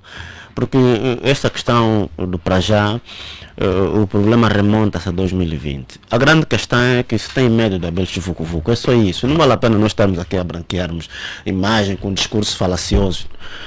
Porque, veja, quando o Tribunal recebe mais de 25.000 assinaturas e a lei só exige 7.500, mas estamos a dizer que mais de 30% das assinaturas são falsas. Quer dizer, isso também é um tipo de brincadeira que não se admite. E mais do que isso, quando o Tribunal emitiu o despacho negando, digamos, o reconhecimento do Prajá como força política e cancela o seu credenciamento, o Tribunal não entregou ao Prajá os ditos documentos falsos. Mas, afinal de contas, havia no Tribunal um conjunto de documentos que o Tribunal foi solicitar das administrações do Quilamba e Libolo, no Kwanza Sul. Quilamba Cash, em Luanda, e Libolo, no Kwanza Sul. que foram dizer ao tribunal que as assinaturas recolhidas naqueles municípios eram falsas. Mas quer dizer, eu não entendi. Porque em 2020, quando tomei conhecimento da situação, o entendimento com que todos ficamos é que o tribunal terá verificado e compreendeu, comparando as cópias do bilhete e as assinaturas nas fichas, pronto, não conferiam. Mas não, afinal de contas, haviam informações, haviam documentos no tribunal, né, entregues por essas duas administrações, que nem o próprio Abel Silva Vucu tinha conhecimento. Só foi ter conhecimento deste documento em 2023, quando ele solicita a certidão. Daí os documentos novos que ele cita no seu recurso. E o tribunal inverte aqui o ônus, alegando que o para já servir Angola está a falar de documentos novos, quando ele devia se referir a documentos novos que dizem respeito a si, que naquele momento, à data dos factos, ele não tinha podido usar por alguma razão qualquer. Quando, na verdade, o para já está a se referir a documentos que o tribunal é que fez saber, tardiamente, ao requerente. Então, para dizer que, na verdade, aqui há, digamos, um golpe que está a ser dado à democracia. É um golpe que está a ser dado ao cidadão Abel e Palanga Chivucuvuco. Há um golpe que está a ser dado ao projeto político para já servir Angola. E isto tem de ficar claro. Obrigada, Dr. Cangundo, já ficou claro para nós. Vamos agora ouvir o Dr. Lino rapidamente. Por favor, como é que olha para este chumbo? Bem, eu prefiro não partir por este caminho, porque eu gosto de ater-me aos factos concretos. Eu respeito a opinião do doutor, pois, doutor Cangondo, né? Cangondo, obrigado, desculpa não ter pronunciado. Pois, respeito a opinião. Por que eu digo não quero me ater a esses factos? Porque eu não tenho contacto direto com todos os pressupostos, com todos os elementos apresentados pelo Partido para já servir Angola. Isto por quê? Porque mais uma vez aqui vamos chamar o papel fundamental do Tribunal Constitucional. Quando se trata de contencioso partidário, e este nós sabemos que nos termos da Constituição da República de Angola, bem como a lei dos partidos políticos, compete ao próprio Tribunal Constitucional conferir personalidade jurídica a esses projetos ou partidos políticos que pretendam surgir no país. E como se trata de uma grande responsabilidade, porque estamos a falar de mais um ente que poderá intervir diretamente nos assuntos relacionados à vida política do país, é necessário que, do ponto de vista de criação, se verifiquem todos os elementos necessários, todos os elementos essenciais que fazem com que este projeto tenha este corpo. E nós sabemos que nos termos da lei dos partidos políticos há um leque de exigências que devem ser observadas, e eu não quero aqui afirmar que é totalmente má fé do tribunal, porque não sei se esses requisitos foram mesmo preenchidos ou não. Há necessidade de fazermos um exercício, se calhar irmos ao Tribunal Constitucional, vermos concretamente se os dados estão aí preenchidos, porque são requisitos e é de lei. Então, eu quero aqui olhar da seguinte forma, dar o benefício da dúvida, naquilo que é a minha opinião. Estão preenchidos concretamente os resultados e todos os elementos são verdadeiros? Essa é a questão que eu coloco a mim. O Tribunal Constitucional apenas está a agir de má fé ou os requisitos não estão preenchidos? Porque aqui também está em causa o cumprimento das normas. Então, o meu posicionamento é muito mais neste sentido. Porque fala-se das 7.000, é isto, não é? 7.500 assinaturas. E nós vimos que em 2020 já houve, o Tribunal Constitucional não deu provimento ao primeiro recurso porque alegou insuficiência e falsidade. Não, digo falsidade não. Alegou apenas insuficiência. Falsificação, exatamente. Sim, o Tribunal não falou de falsidade. Por isso é que imputou o ônus de prova ao presidente do projeto, ao Abel Chivucuvuco. Não acordam o ato. O último. Não, o próprio relator do acórdão, sim, né, nas alegações do requerente, ele faz questão de dizer que, na verdade, há documentos que o tribunal entendeu como ter sido falsos. As assinaturas, as assinaturas. Exatamente. Sim, da de residência, sim. O atual acórdão vem dizer que não trouxe elementos novos, ou seja, há sempre dados insuficientes por parte do Abel Chico. Não, permita-me só. Okay. É importante esse parênteses. Doutor Lino, permita-me só. Eu li mais de 2 vezes o acórdão. Exatamente. Quando o acórdão diz que não trouxe dados novos em relação aos documentos, ou seja, o Prajá reclama do tribunal ter, no seu despacho de negação, não é, da sua pretensão, ter dito que na documentação que o Prajá apresenta havia um documento, portanto, desses 2 municípios que eu citei, cujas assinaturas não conferiam, ou seja, eram falsas, sobretudo documentos só um minuto, atestados de residência. E o que o Prajá entende? Ok, se o tribunal detectou isto, o mínimo que deveria ocorrer era o tribunal me chamar, né? Obviamente. Abrir aqui um incidente de falsidade, me chamar para verificarmos caso a caso. Sim. Isto é de lei, o processo.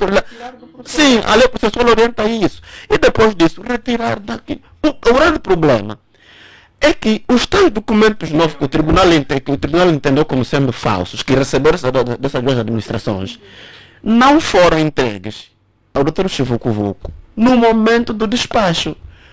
Isto, o próprio Dr. Chivuco Vuco nem sabia, só tomou conhecimento em 2023, quando foi buscar certidão. É onde ele documentos novos para ele. E o tribunal invertuou-nos na sua resposta. Quer dizer, buscando aquilo que está escrito no artigo 771, a linha E e B, salvo erro, né, dizendo que os documentos novos que o requerente se refere são documentos de que ele não deveria ter no momento da ação, não teria podido usar, portanto não apresentou.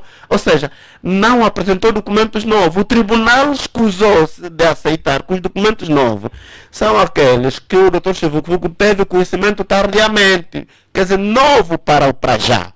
Está vendo? Novo para o Prajá e não novo para o tribunal. Porque é o tribunal que acusa o Prajá. Então, se o tribunal acusa o Prajá de ter apresentado documentos falsos, o ônus da prova incumbe a quem? A quem acusa. A quem é do facto. Aqui não há inversão do ônus da prova. Cabia ao próprio tribunal provar que os documentos eram falsos. Como? Chamando o requerente. Sim. Isso não aconteceu. Não aconteceu.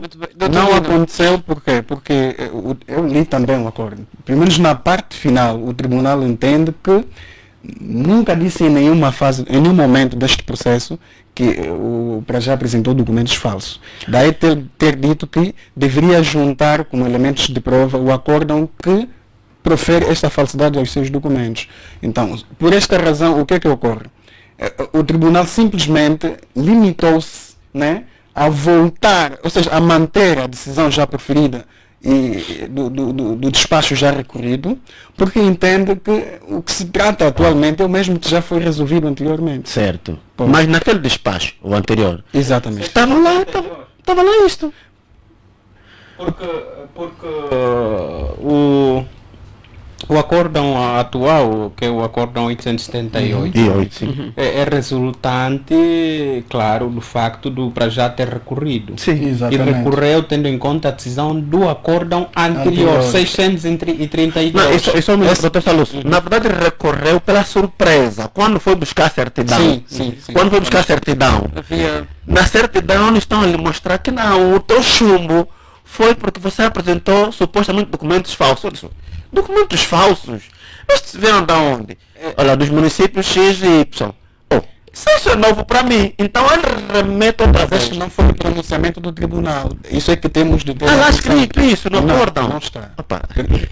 Eu li. Bom, o que temos a dizer é que é interpretação, né? Não, mas está lá escrito isso. Quando diz que as assinaturas não conferem, não está a dizer que são falsas. Ok. pode ter havido uma irregularidade do ponto de vista do tratamento que se deu, por exemplo, ao passar das questão. Eu só estou...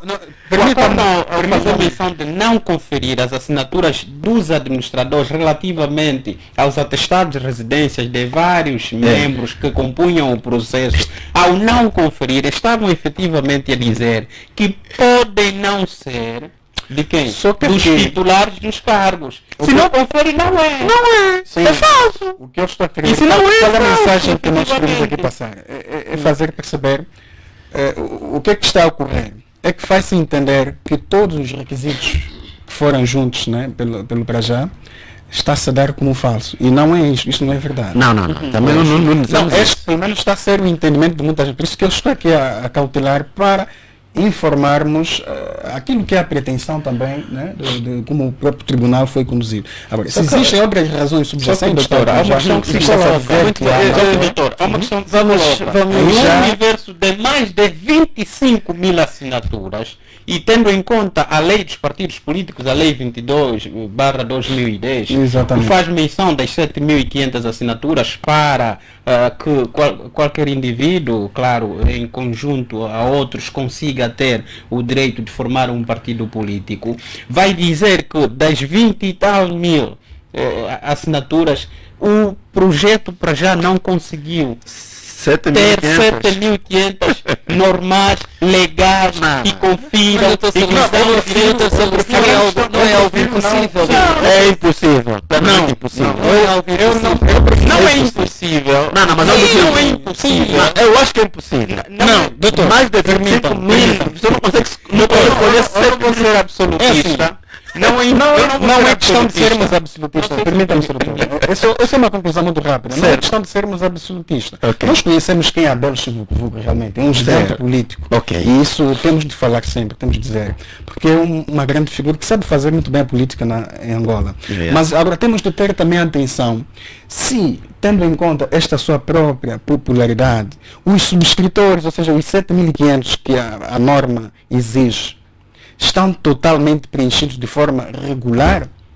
Essa é a questão. Exatamente. Pode ter muita popularidade. Agora, é preciso olharmos aquilo que é o caso do concreto, irmos na realidade. Não há falsificação, não há aqui insuficiência, não há duplicidade de documentos.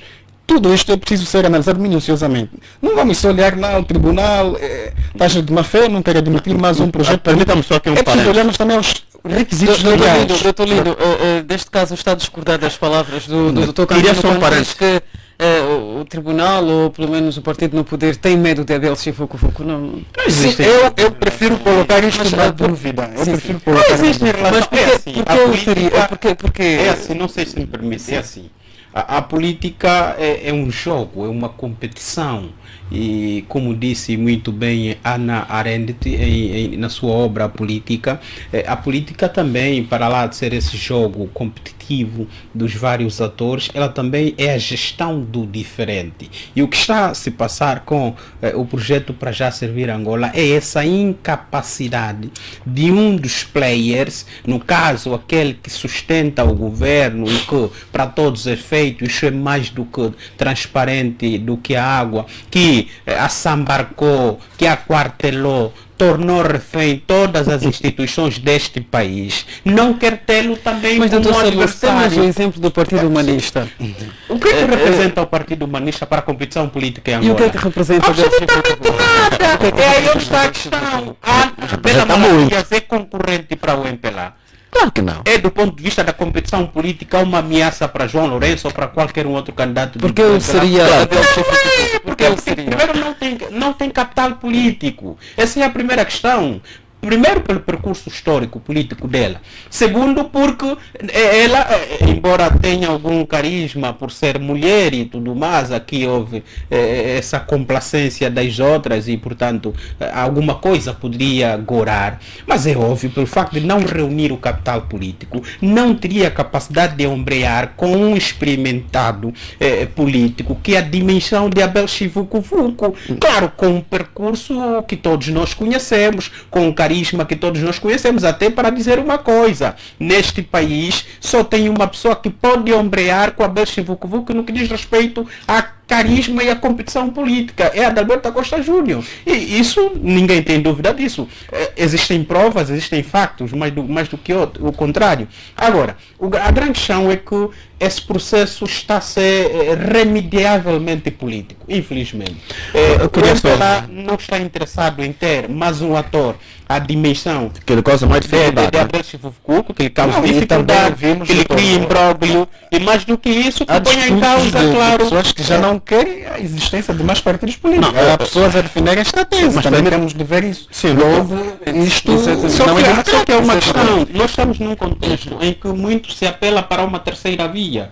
Uma terceira via é óbvio, a UNITA, o MPLA, embora eu não vou entrar nessa discussão, porque eu tenho uma outra apreciação técnica em relação a isso. Certo. E efetivamente Abel Chivucuvuco, sempre que procurou manter-se na competição política, mostrou sempre ser uma terceira via viável, aceitável. É só vermos, claro, na sua criação do projeto Casa C, o que é que conseguiu, portanto, em 2012, quando concorreu às eleições. E, portanto, é esse receio. Sim, mas sabemos que a coligação foi um ator que causa uma negociação, foi uma concertação entre vários partidos políticos.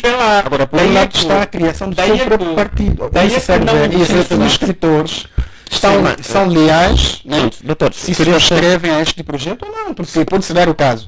Pensa, é um gigante, ficar mas sem tempo, vamos ter mesmo de escritores. Sim, mas queria só colocar um ponto final para colocar um ponto final, também organizamos um pouco mais aqui o nosso debate. Exatamente. Olhando sobretudo para os aspectos técnicos, quando eu digo, e eu quero sustentar isso, que foi má fé por parte do próprio tribunal, mais do que as questões que já levantei aqui, o próprio indeferimento também não teria lugar de ser. Aliás, basta olhar no próprio acórdão, o artigo que o Tribunal Constitucional invoca para justificar o indeferimento não permite o indeferimento liminar. O que é que isso quer dizer? O Tribunal tinha e seria um mérito do Tribunal, no caso, toda a possibilidade de chamar, ou toda a amabilidade de chamar o requerente, no caso, Dr. Abel Chivucuvuco, e discutir com ele em sede processual. Porque embora aqui a lei dos partidos políticos não diga como possa se desenvolver um processo no caso de se detectarem essas questões, mas a lei, ou melhor, o Código do Processo Civil para esses casos é atendido. O diz mesmo, portanto, o artigo 2º da Lei do Processo Constitucional, que para casos dessa natureza aplica-se com as necessárias adaptações o Código do Processo Civil. E nos termos do Código do Processo Civil, que é o próprio código que o Tribunal Constitucional usou para indeferir, né? Se nós formos olhar sobretudo para o artigo 517, mostra que havia a possibilidade do próprio tribunal chamar o requerente e juntos discutirem essa questão dos documentos ditos falsos. Porque se eu apresento 25 mil assinaturas e das 25 mil não consigo ter 7.500, quer dizer que boa parte, a maioria dos documentos são todos falsos, não existem, não é? Quer dizer, embora estejam lá com papel, mas são falsos. Bem, o tribunal podia muito bem chamar o Abel Chivucuvuco, ou para já, a sua equipe de advogados, e discutir, não, você apresentou esses documentos, mas disso podemos escolher X, não é? O tribunal poderia ter, não é? Portanto, e isto a lei dos partidos políticos prevê, alargar o prazo para que o Dr. Abel Chivucuvuco suprisse a suficiência. Quando o tribunal não faz isso, só podemos arguir má fé do tribunal. Porque o tribunal, sobretudo o Tribunal Constitucional, é um órgão de Estado, é um órgão de soberania. Portanto, deveria ser de boa fé, tal como o próprio Estado. Mas quando age, para concluir mesmo, quando age nos moldes em que está a tratar o projeto político para já servir a Angola, é caso para dizer que não está a servir o Estado, está a servir outros interesses. Como na verdade, ou como de resto, não estamos habituados a isto. Por isso é que nos surpreendemos com medidas como esta, do caso, em relação ao caso do 500, exatamente, o caso de 500 milhões. Bem, vamos seguir. Centrais sindicais e governo voltam a falhar acordo para fim da greve interpelada. O Executivo, através do Ministério da Administração Pública, Trabalho e Segurança Social, voltou a chamar as centrais sindicais para juntos negociarem as exigências dos funcionários públicos e tentarem chegar assim a um entendimento que trave ou que travasse as futuras paralisações gerais. A reunião que aconteceu na passada quarta-feira não gerou consenso entre as partes, com as centrais sindicais a dizerem que não vão recuar da decisão de realização da segunda fase da greve, sendo que, segundo acrescentaram, cabe apenas ao Executivo resolver o problema do salário mínimo nacional na ordem dos 100%. Falta de vontade política ou falta de dinheiro para que sejam atendidas pelo Governo as solicitações dos sindicalistas, Dr. Saluce? É óbvio que a primeira proposta é a mais clara, objetiva, credível e confiável em relação a essa questão. É falta efetivamente de vontade política. Portanto, se de um lado há dinheiro para oferecer a indivíduos que não sabemos o que é que fazem na diáspora, para investirem não sei em quê, se de um lado há dinheiro para alimentar as benesses de um executivo que até é muito gordo porque gastar muito, do outro lado não há dinheiro para conferir dignidade aos trabalhadores, do outro lado não há dinheiro para repor o poder de aquisição dos trabalhadores, o que também de uma ou de outra forma tem impacto claro na economia. Por quê? Porque os trabalhadores perdem poder de compra e a incapacidade de comprar faz com que os trabalhadores vivam numa sobrevivência total, e viver nessa sobrevivência remete-os também para a indigência, para a condição de pobres. Daí é que usaram esse direito fundamental, que é o direito de contestação, que é o direito de exigir melhoria das condições salariais, e claro, as centrais sindicais apresentaram inicialmente uma proposta que estava na ordem dos 250 mil salário mínimo. Portanto, não tendo o governo respondido de forma satisfatória, foram sensíveis e flexíveis, apresentaram uma outra tabela na qual faziam menção de que ao mínimo que fosse possível uma subida do salário na função pública na ordem dos 100%. E por outra, que o salário mínimo estivesse na ordem dos 100%. Portanto, agora estamos mesmo a se as centrais já foram flexíveis, foram sensíveis com o governo, é importante que haja vontade política por parte de quem governa esse país de fazer o mínimo possível e satisfazer as reivindicações das centrais. Mais do que isso, nós incentivamos e apelamos efetivamente que a greve não pare e continue na forma interpolada. Doutor Lino, houve intimidações e até cortes salariais na primeira fase da greve. Acha que a adesão à segunda fase será ao mesmo nível em relação à primeira? Primeiro, eu gostaria de dizer que é uma clara violação de determinados direitos fundamentais dos cidadãos, porque a greve está prevista na Constituição, né? Então, ao não permitir que os cidadãos manifestem essa vontade no sentido de melhorar as condições de vida, porque o salário está associado à própria vida do cidadão, é totalmente arbitrário e é ilegal. Agora, há sim intimidações porque, conforme eu disse inicialmente, primeiro que não há vontade, porque eu não quero acreditar que Angola não tem capacidade para pagar como salário mínimo, por exemplo, 250 mil kwanzas. É muito possível, é possível porque, olhando pela magnitude do nosso país, as riquezas que produz, é sim possível. O problema estamos num mau período da nossa economia. Não quero acreditar nesse fundamento, não quero acreditar. O maior problema não é talvez da própria economia, a má gestão das políticas públicas. E isso põe em causa, na sua totalidade, a distribuição do rendimento nacional. Quando não há uma boa gestão, obviamente que até para atribuir um salário mínimo de 100 mil kwanza há esta dificuldade. E eu não quero acreditar que não há esta capacidade. Então, o que é que se põe a dizer quanto a isso? É necessário que o Executivo atenda esta grande preocupação que as centrais sindicais têm, porque está em causa o próprio direito dos trabalhadores. É sim necessário. Mas agora nós vimos que já estamos a corrermos para a segunda fase, porque a primeira fase não foi cumprida. O Executivo preferiu manter o seu posicionamento de não apresentar a opinião, ou seja, de não responder àquilo que foi apresentado no caderno reivindicativo, e continua a dar uma proposta baseada na atribuição em função da dimensão das empresas salariais.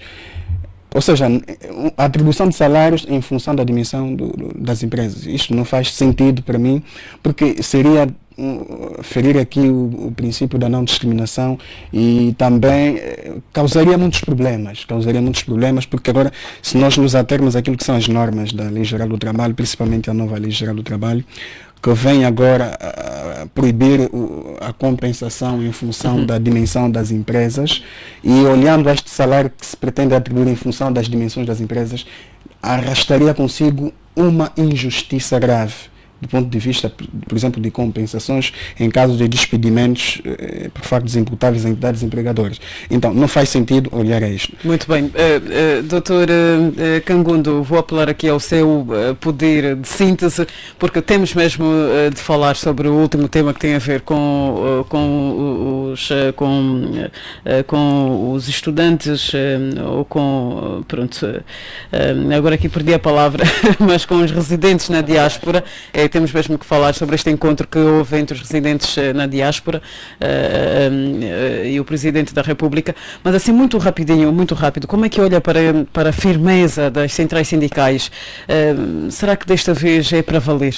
Bom, primeiro eu, como sempre, parabenizo as ações das centrais sindicais todas, pelo fator novidade, pela oportunidade, porque é a primeira vez que algo do gênero acontece em Angola. Depois, tenho de dizer que, a não haver, digamos, aceitação pelo Executivo, a greve deve continuar, pelas seguintes razões. Primeiro, eu, na verdade, não sou partidário da ideia segundo a qual devesse estabelecer um salário mínimo de 250 mil kwanzas, porque isso implicaria que até as micro e pequenas empresas pagassem 250 mil kwanzas, porque nenhuma empresa pode pagar abaixo do salário mínimo. E eu conheço muitas pequenas e microempresas que não estão em condições de pagar 250 mil kwanzas. Nós temos que ser também realistas. Por outro lado, estou de acordo que nós temos condições, que o país tem condições de pagar 250 mil kwanzas na função pública. Estou de acordo. E aí colocaria a questão levantada pelo Saluce dos dinheiros, né, os tais milhões, bilhões de kwanza que se existe, que está a se garantir para esse pessoal da nova diáspora, de acordo com as palavras de Norberto Garcia, né, e outros dinheiros mais que têm sido usadas na forma de despesismo por parte do nosso executivo, que entendo eu que muitos atos de forma irracionais gastam muito dinheiro. Portanto, penso que aqui devemos apelar ao bom senso do executivo, porque quem começa por 250 mil kwanzas e para em 100 mil kwanzas é porque foi bastante flexível. Então o executivo não pode continuar nesta arrogância, porque este fracasso deste último encontro demonstra, na minha opinião, a falta de sensibilidade para o executivo. O executivo se mostra completamente insensível, irredutível, e isto não é bom. E com isto demonstra que não está interessado com o bem-estar das populações. Assim, rapidinho, eu tive a perguntar alguns preços, rapidinho mesmo. Por favor, uma caixa de tomate na praça do 25, aí no mercado do 30, custam 45 mil kwanzas. Exatamente. Um balde de uma caixa de batata custa 70 mil kwanzas. Uma caixa de óleo são 26 mil. Um saco de arroz de 26 quilos, sim, de 25 quilos, são 26 mil kwanzas. Só isso que eu citei aqui já passam dos 100 mil propostos pelos sindicatos, pelas centrais sindicais. Meu Deus do céu, mas custa tanto a essa gente perceber que o poder de compra está tão mal, isso representa um estado de miséria que este povo está voltado, custa tanto assim? Bem, só podemos apelar ao bom senso em relação a isso, para fechar mesmo. Obrigada por resumir. Olhamos então rapidinho para o último tema, o primeiro encontro nacional com angolanos residentes na diáspora. O grupo de estudantes foi recebido pelo Presidente da República, João Lourenço, na Cidade Alta, onde, dentre outros, foi abordado, dentre outros assuntos, melhor dito, foi abordado sobre o estado do país e falaram sobre o estado do país e as suas perspectivas de desenvolvimento. O Presidente da República falou dos investimentos em curso no país, em setores decisivos e demais ações que contribuem para mudar ou para a melhoria da vida dos angolanos. Entre as várias ações do Executivo, o Presidente da República referiu-se ao novo aeroporto internacional Dr. António Agostinho Neto, em funcionamento desde novembro do ano passado. Entretanto, importa referir que para a vinda a Angola, hospedagem, alimentação, ou seja, toda a logística necessária, a estada e digressão pelo país destes estudantes, a Casa Militar teve que gastar mais de 600 mil euros, 500 por aí, 44 milhões, 861 mil e 890 kwanzas, e há quem diga que esse esbanjar desnecessário enquadra-se numa estratégia eleitoral ou eleitoralista, se quisermos, do partido no poder, tendo em conta os resultados alcançados em 2002, não muito satisfatórios. Bem, começo por si, Dr. Saluce. Qual é a abordagem que quer fazer? E em instantes já tocou um bocadinho no assunto, mas qual é a abordagem que quer fazer sobre este encontro? Bom, primeiro é importante dizer que nos parece ter sido uma decisão um pouco racional. Essa é a primeira nota. Segundo, questionar o que é que, de facto, do ponto de vista de valor acrescentado, estes nossos irmãos que se encontram na diáspora fazem e trazem para o nosso país, quem são esses indivíduos, o que é que de concreto fazem do ponto de vista das suas estadias nos países em que se encontram para trazer aquilo que nós chamamos